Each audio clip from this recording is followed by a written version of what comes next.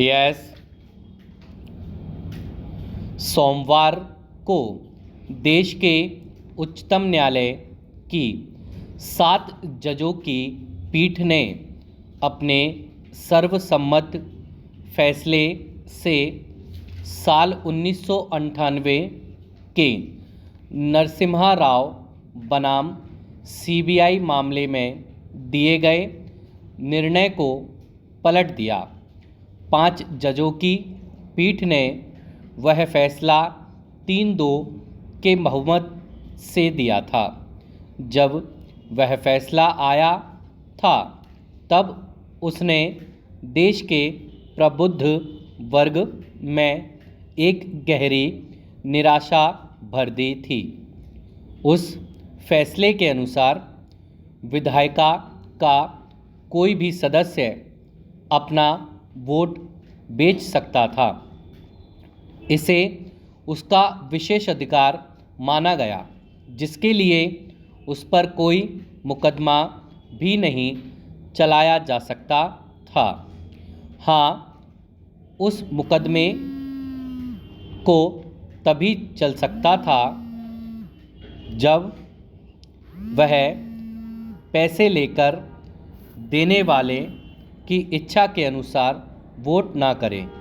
जाहिर है यह एक विचित्र तर्क था, जहां रिश्वत लेने तो माफ़ था, लेकिन रिश्वत लेकर बेईमानी करने को अक्षम्य अपराध माना गया था। Stop para.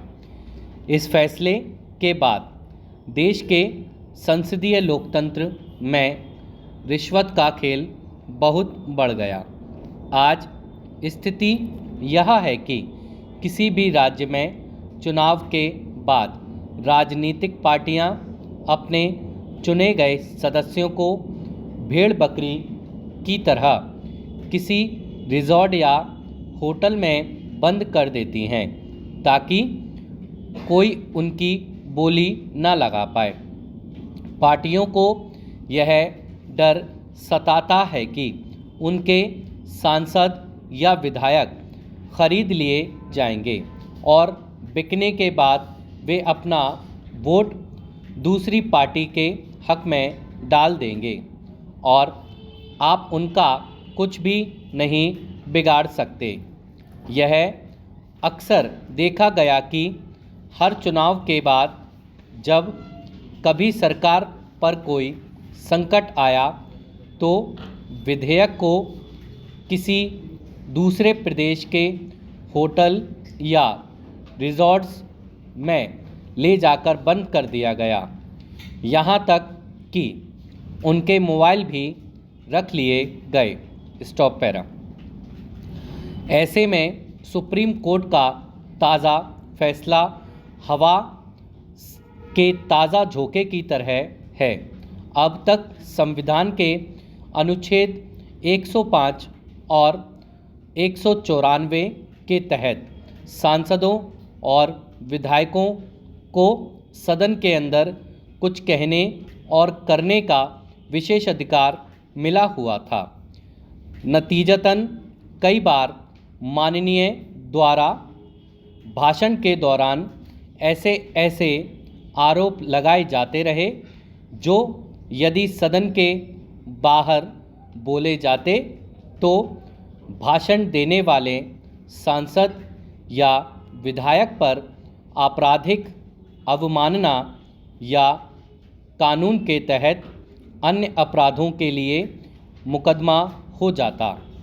अब कम से कम यह साफ हो गया है कि रिश्वत लेकर वोट देना विधानमंडल के सदस्यों के विशेष अधिकार में नहीं आता। ना ही रिश्वत लेकर सवाल पूछना या विशेष प्रकार का भाषण देना संसदीय विशेषाधिकार है। इस फैसले से यह आशा की जाती है कि भारतीय लोकतंत्र में अधिक स्वच्छता, शुचिता और जिम्मेदारी से काम होगा और जनता के प्रतिनिधि देश की जनता को धोखा नहीं दे सकेंगे। यानी जनप्रतिनिधि जिस दल से चुनकर आएंगे उसी पार्टी की इच्छा अनुसार अपना वोट करेंगे। Stop para. शीर्ष अदालत ने तो अपना काम कर दिया, अब बारी है संसद की कि वह कानून में ज़रूरी बदलाव करे और विधायिका सदस्यों को मिले विशेष अधिकारों को ही ख़त्म कर दे। सांसदों विधायकों को यह विशेष अधिकार नहीं होना चाहिए कि वे सदन में झूठ बोल सकें, गलत तथ्य पेश कर सकें, किसी की छवि बिगाड़ सकें, अपमानजनक शब्दों का प्रयोग कर सकें अथवा किसी प्रकार की दंड संहिता का उल्लंघन कर सकें। ये विशेष अधिकार भारतीय संविधान में विदेशी नकल से लाए गए हैं। ब्रिटेन के हाउस ऑफ कॉमन्स संसद का निचला सदन के विशेष अधिकारों की तर्ज पर ये भारतीय संविधान में शामिल किए गए। इनमें भारतीय संस्कृति की मूल भावना का उल्लंघन है।